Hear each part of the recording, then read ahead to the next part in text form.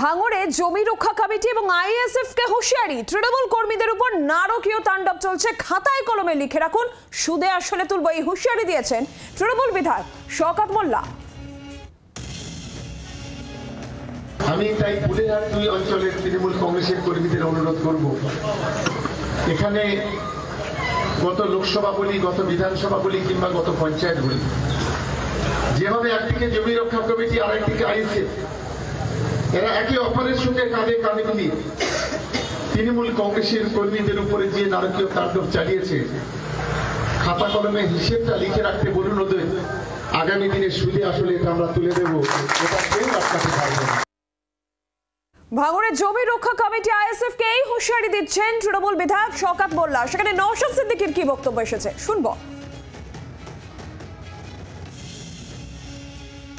শওকত সাহেব টোটালি ব্যাকফুটে, একটা হিংসা করলো যেটা আমরা দেখতে পেলাম, রাজ্জাকটা খুন হলো শওকত ঘনিষ্ঠ, অ্যারেস্ট যারা হয়েছে তারাও শওকত ঘনিষ্ঠ।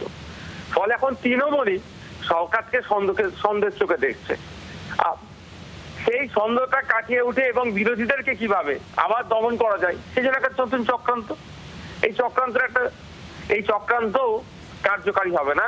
শওকত সাহেব সমস্ত দিক থেকে ফেলিওর হবে। ভাঙড়ের মানুষ শওকত সাহেবকে কোনো মতেই গ্রহণ করেনি, আগামী দিনেও করবে না। প্রসেনজিৎ সর্দার এই মুহূর্তে টেলিফোন লাইনে রয়েছেন প্রতিনিধি। প্রসেনজিৎ, শওকত মোল্লার হুঁশিয়ারি পাল্টা নওশাদ সিদ্দিকীর বক্তব্য আমরা শুনলাম, সব মিলে ঠিক কি এখন রাজনৈতিক পরিস্থিতি আর কি কারণে শওকত মোল্লার এই হুঁশিয়ারি প্রেক্ষিতে বাকি? দেখো, এই মুহূর্তে কিন্তু ভাঙড়ে বলা যেতে পারে চাপা একটা উত্তেজনা আছে রাজনৈতিক ভাবে, এবং সেখানে আইএসএফ বা তৃণমূলের যে সংঘাত, যেটা পঞ্চায়েত ভোটে আমরা দেখেছি এবং লোকসভা ভোটে দেখেছি এবং 2021 সালে বিধানসভা ভোটেও দেখেছি, সেই জায়গায় দাঁড়িয়ে এই মুহূর্তে শওকত মোল্লা বিভিন্ন সময় কর্মী সভা করছে, আইএসএফ এর তরফ থেকেও করা হচ্ছে মাঝে মধ্যে।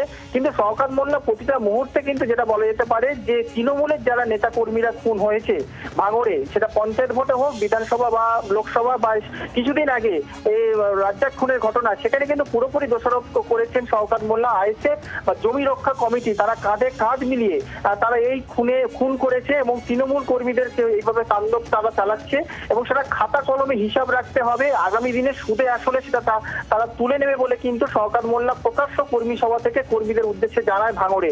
এবং এই নিয়ে কিন্তু চাপা যেমন উত্তেজনা আছে, পাশাপাশি তোমাকে বলে রাখবো যে ভাঙড়ে যে উত্তেজনার সৃষ্টি তৈরি হচ্ছে রাজনৈতিক ভাবে, তাতে সাধারণ মানুষ কিন্তু আগামী দিনে তারা মনে করছে পঞ্চায়েত ভোটে যেভাবে উত্তাল হয়েছিল বা আগুন জ্বলেছিল ভাঙড়ে, সেই দিনে তাকে 26-এ ভোট যে আরো তার থেকে বেশি হতে পারে, তাই কারণে কিন্তু ভাঙড়ের বাসিন্দারা ভয় বা আতঙ্কের মধ্যে আছে বলে কিন্তু স্থানীয় সূত্রে আমরা জানতে পারছি। নীলাঞ্জনা। প্রসেনজিৎ, ধন্যবাদ তোমাকে। আর ভাঙড়ে জমি রক্ষা কমিটি তাদের কি বক্তব্য শওকত মোল্লার এই হুঁশিয়ারির পর, এবং বিজেপি বা কি বলছে শোনাবো।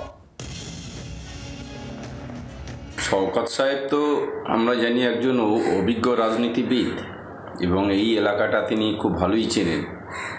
তো আপনারা রেকর্ড ঘেটে দেখলে বুঝতে পারবেন যে পঞ্চায়েত ভোটের পরবর্তীতে হিংসার রাজনীতি কে করিয়েছে, কারা করিয়েছে। এই ভাঙড় ব্লকের একমাত্র এলাকা পোলেরহাট 2 নম্বর অঞ্চল, যেখানে কোনো রাজনৈতিক সংঘর্ষ হয়নি বা কোনো রাজনৈতিকভাবে কেউ কাউকে আক্রমণ করেনি, এমনকি কোনো বিরোধী দল কেউ কার পতাকা ছাড়া, ব্যানার ফ্লেক্স ছাড়া এটাও করা হয়নি। কিন্তু ভাঙড়ের অন্যান্য জায়গায় এই রেকর্ড আছে এবং তার মূল মাথা ছিল তৃণমূল, এবং তৃণমূলই এটা করিয়েছে। শওকত মোল্লা যে নটোরিয়াস ক্রিমিনাল, সেটা উনি সবসময় ওনার হাবে ভাবেই বুঝিয়ে দেন। উনি চিরকাল এইভাবেই রাজনীতি করতে অভ্যস্ত। ঠিক এইভাবে ক্যানিং পূর্ব বিধানসভায় নিজের অস্তিত্ব কায়েম করলেও ভাঙড়ে সেগুড়ে বালি। ভাঙড়ের সাধারণ মানুষ ওনার অ্যাক্টিভিটি ধরে ফেলেছে। ভাঙড়ে ক্রমশ ওনার অস্তিত্ব ক্ষীণ হচ্ছে। আজকে ভাঙড়ে যে মন্তব্য করেছে, এটা ওনার চরম হতাশার বহিঃপ্রকাশ। বাংলার আওয়াজ, বাঙালির আবেগ, জি 24 ঘন্টা।